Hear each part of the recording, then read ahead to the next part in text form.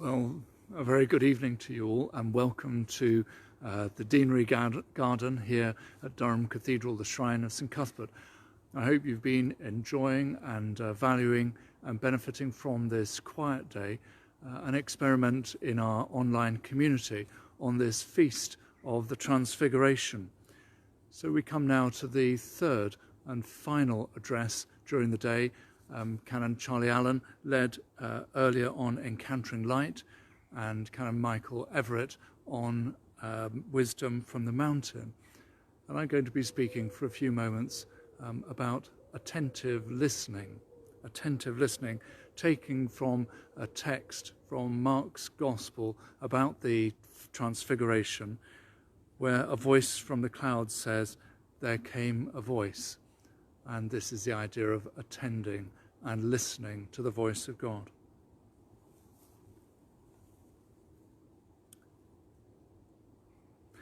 As we've been journeying together through this extraordinary time of pandemic, I have to say there have been times when, I don't know about you, but I have certainly felt quite overwhelmed. The constant stream of news giving a kind of background noise 24 hours a day, 7 days a week, all through these months. And not so much a hum as a barrage of noise, a kind of scream of anxiety and fear and blame and anger. I must confess that I'm a bit of a news junkie myself. I've had an almost lifelong obsession with knowing what's going on in the world, and I found it very difficult to switch off from that tsunami of facts and figures, of factoids and myths and fake news and theories and experiences, which I found intriguing, fascinating, beguiling by turns. And then as the months have gone on, I think I found them wearying, depressing, shocking, exhausting as time has gone on. But as someone who's trained to attend to the voice of God in the world, I have to say that my own focus is often not on what's going on in the church, but rather what God is saying in and through the world, looking for the signs of his kingdom, hearing, almost sensing the footsteps of Jesus among his people today. But the experience of finding that there's almost no news which is not about the coronavirus pandemic has led me to think more closely about attentive listening, the act of attending to and listening for the voice of God in the world around us. Because alongside that completely understandable, overwhelming need to focus on the crisis which is emerging, necessary because it's probably the single most unifying threat in contemporary society, although if we're honest, probably climate change is a greater threat. Like millions of others, I found myself listening to a different kind of voice. And that voice has come from the environment here in the beauty of County Durham. So I thought I would share with you a couple of strands of the narrative here in the locality, one about the river that we live on, and the other about the environment and the natural order that we see around us.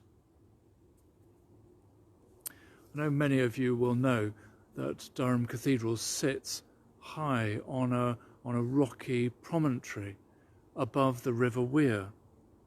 It's a spectacular site by myth and legend, chosen by the monks here when their ox cart got stuck in the river below, and there's a wonderful statue commemorating that down on the riverbank. And they looked up and saw an opening in the woods up here?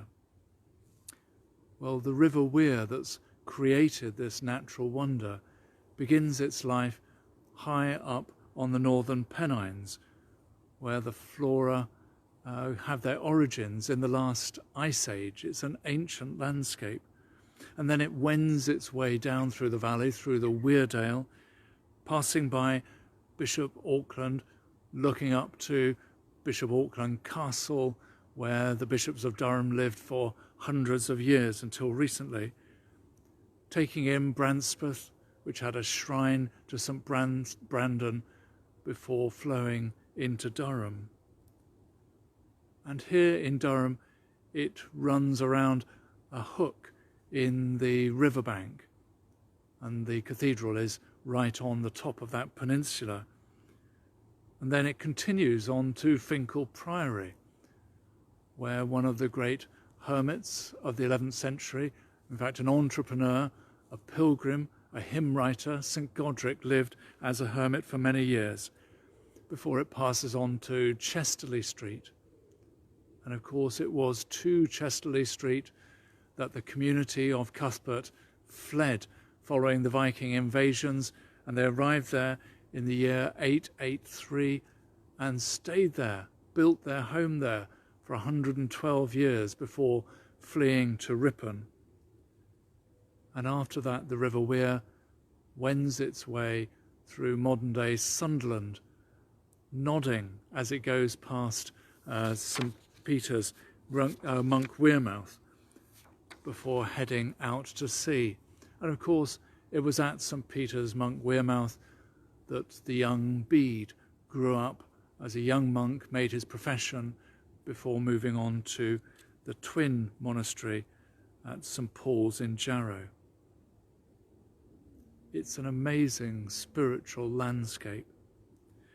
And it's as if there are signposts, markers along the way in each of these places every few miles. And God has set this wonderful spiritual landscape within an incredible gift of a beautiful and diverse ecology, a natural order. From the alpine flora in the UNESCO Geopark, Global Geopark, up on the North Pennines, to the waters nearby which flow to the neighbouring Tees and England's largest waterfall at High Force. From the black grouse on the heatherland to the flood meadows of Sunderland Bridge. From the woods in Huffle and out beyond Keepia to the broader reaches as you arrive in Monk Wearmouth and Wearmouth, going out into the North Sea. In these past 5 months, I've observed otter, voles, weasels, even a couple of days ago, an imported mink that must have escaped at some stage, kingfisher, heron, cormorant, ducks of every kind, salmon leaping out of the river, common pipistrel bats, and we'll probably see some whistling around behind me, wood sorrel, eggs and bacon, adder's meat, ox-eye daisy, death come quickly, all sorts of flowers, the northern marsh orchid, forget-me-not. They've all been in evidence just a few miles from here. Well, I don't want to bore you with a dean's tour of the ecology, but I hope you'll get the point. The noise of the past 5 months has inevitably and rightly sat with the very real and urgent concerns we all have about the current pandemic. And for many of us, myself included, at times this has become quite overwhelming. However, that attentive listening to the spiritual landscape and to the God-given ecology of this region can help us in an extraordinary way, in what I may call a transfiguring way.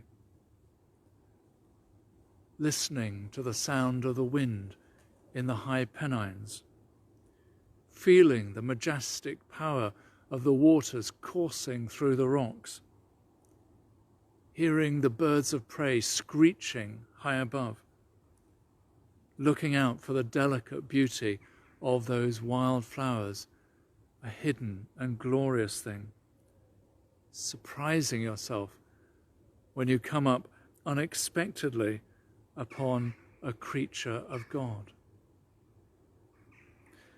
This is the kind of attentiveness that reminds us that these are God's good gifts in creation.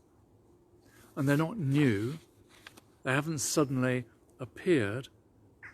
It's simply that I have now paid attention to them. I, like many others, have attended to their being. And in attending to this beauty, to this givenness, this gift to us, the pain and the anguish of this current time is transfigured, not forgotten, but set within context, a reminder of God's continuing presence in and through the beauty of creation. This landscape that we're so privileged to enjoy in the northeast of England is carved out through the force of nature in the River Wear. It's home to a succession of spiritual landmarks, a kind of spiritual pilgrimage as we follow along it in the tradition of the Northern Saints, Bishop Auckland, Brancepeth, Durham, Finkel, Chesterley Street, Monk Wearmouth. Attending to that spiritual pilgrimage within the landscape reminds us that we are part of a vivid, living story of faith. We don't sit on our own, remote like an island, but we live out our faith in a stream of witnesses, surrounded by a cloud of those who go before us and will come after us, which in this part of the world originates with the ministry of Aidan, King Oswald, who we remembered yesterday in that ministry of Holy Island Lindisfarne, but is continued in an unbroken tradition, however changed and modified, through faithful observance today and every day. Attending to who we are as a people of faith transfigures our spiritual experience, that we're not merely islands, we're not just individuals, solitary, communing with God, but we are connected one to another, just as the River Wear connects this amazing landscape. And secondly, in a way, that's also part of our collective story as part of this online community that we've formed, which has grown up in the past few months as part of our daily worship.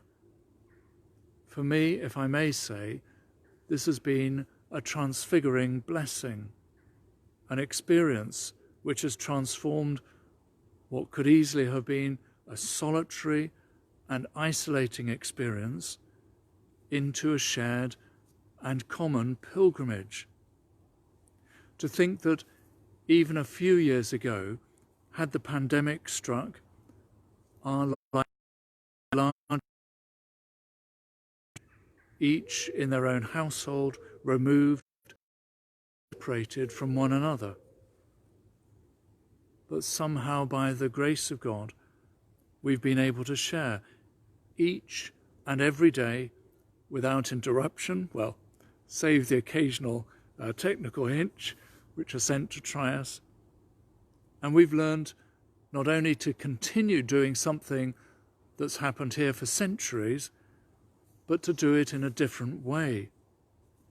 We've learned